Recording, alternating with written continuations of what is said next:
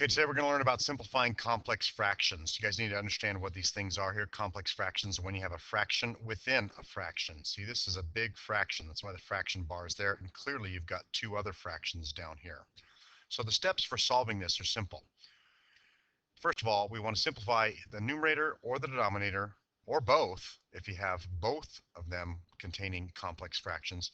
And we'll use our skills with LCDs to do so. So we're going to look at the bottom. This is one big sum of fractions, and we're going to use LCDs. Clearly, the least common denominator of these two fractions here is 15. Okay, so I'm just working the bottom. Ignore the 25 for now. 3 goes into 15 5 times. 5 times 1 is 5. Hope you see that. Okay, 5 goes into 15 3 times. 3 times 1 is 3. Clearly, this bottom fraction here, again, ignoring the top, is going to be 8/15.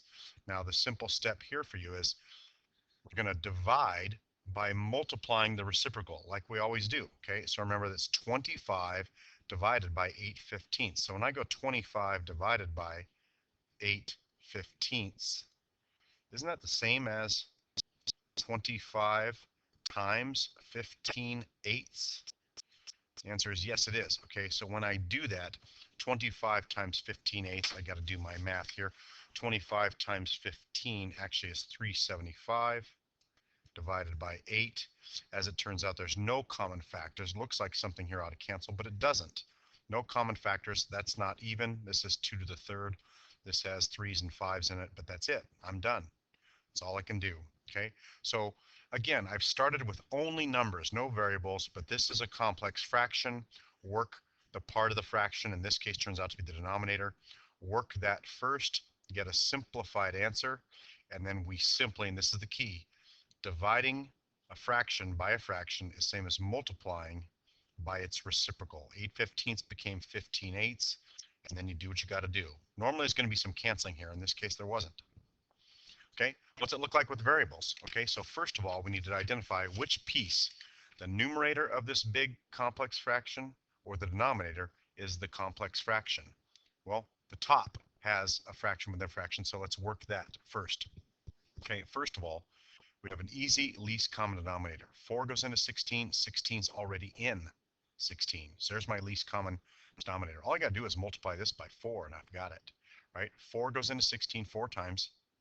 So 4 times the previous numerator is my new fraction. Notice here, 4x divided by 16 is the same as x over 4. Okay, so now I just put the other fraction in there.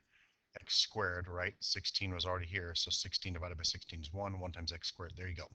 Okay, so now I have that numerator divided by this denominator. So I'm just going to rewrite this down here. I'm going to rewrite it as this times 4/3. That's all I'm going to do. 4x plus x squared over 16. Got to remember that. 4x plus x squared over 16. And it was divided by 3/4, which is the same as multiplying by 4/3. And we get a nice little cancellation here. Okay, and I think that's about it. All right. 4x plus x squared is what's left on my numerator. That became a 1. Okay. 4 and a 3, they're multiplied here, is going to give me this over 12. And that's it. No more canceling. I could pull an x out of here. This is technically just as correct as the other way. No worries here, right? 4x plus x squared, same answer. Okay, so if you get an answer key and it says something different, understand that these are the same thing. Okay, a few more. All right. Clearly it's the numerator this time. Let's change it up here a little bit. Okay, clearly it's the numerator here. I've got 6 and x. My least common denominator is going to be 6x. That goes in x times, so x over 6x is the same as 1/6. Hope you see that. X goes into 6x, working this one now, is 6. So plus 2 times 6 is going to be 12. I hope you see that, right? Once again, x over 6x is my 1/6 rewritten. 12 over 6x is 2 over x rewritten for that common denominator here, okay? And my 36 over x squared stays the same. This is all in the bottom. So this is a big fraction within a fraction, two fractions within a fraction. There's nothing I can do really on the bottom one to simplify it though. So now I'm just going to rewrite it over here. I'll go way over here. X plus 12, I'm rewriting the top. And remember, something divided by a fraction, when I divide fractions, it's the same as multiplying by the reciprocal. What's the reciprocal of this? X squared over 36. Okay, so what can cancel here? Not too much, but I've got an x here, an x is there. This is multiplication. Do I need common denominators?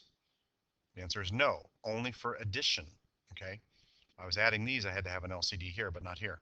Okay, so x here can cancel one of the x's up here, and I'll be left with x plus 12 times x all over, what's 6 times 36? It's 216.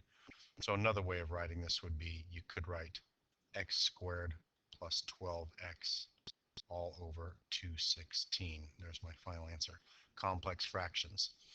Okay, let's do one more. This one, I got to find LCDs in each one. Well, not really. The top's going to stay the same. Okay, last example here. 3 over x minus 3. Let's just leave that as it is. There's my numerator. In the bottom, I've got to find an LCD. It needs to have an x minus 3 in it from this first one, and it needs to have a 3 in it from the second one. Okay, so I'm just working the bottom now. Ignore the top for now. X minus 3 goes into this 3 times, right? 3 times 2 is 6. 3 goes into this x minus 3 times here. Okay, 3 goes into that. Leave my 6 there again. All right, 3 goes into this x minus 3 times, so I need to go minus 2 times x minus 3. That's how that's got to go. Okay, so let's simplify that. I'm going to have my 3 over x minus 3 on top. There's my numerator.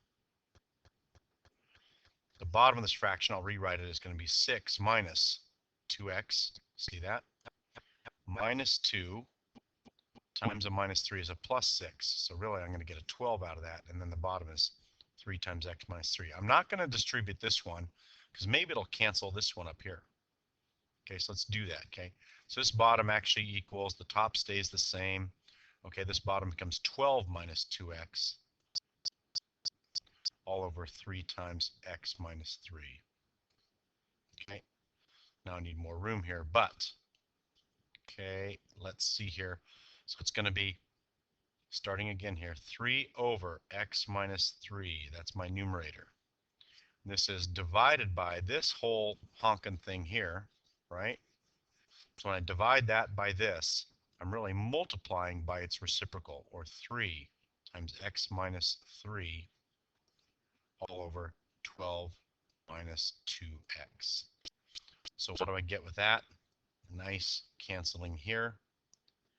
The 3's are on the top, so they multiply to give me 9.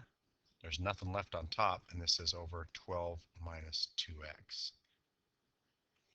Done. I could write this as 9 over 2 times 6 minus x. Same thing, but not too big of a difference. That's how you multiply and divide complex fractions.